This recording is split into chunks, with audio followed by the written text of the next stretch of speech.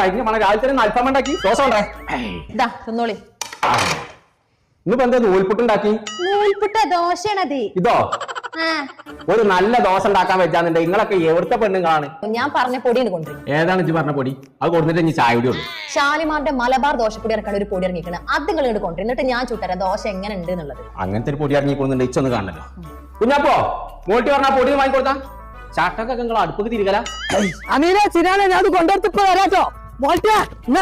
ഇങ്ങോട്ട് കൊണ്ടുവരെങ്കിൽ ഞാൻ ചുട്ടരാം നല്ല ദോശ. ഇനി കൊമ്പങ്കാട് തറവാട്ട് ദോശ ഉണ്ടാക്കുകയാണെന്നുണ്ടെങ്കിൽ അത് ഷാലിമാറിന്റെ സ്റ്റീമേഡ് മലബാർ ദോശപ്പൊടിയൊക്കെ.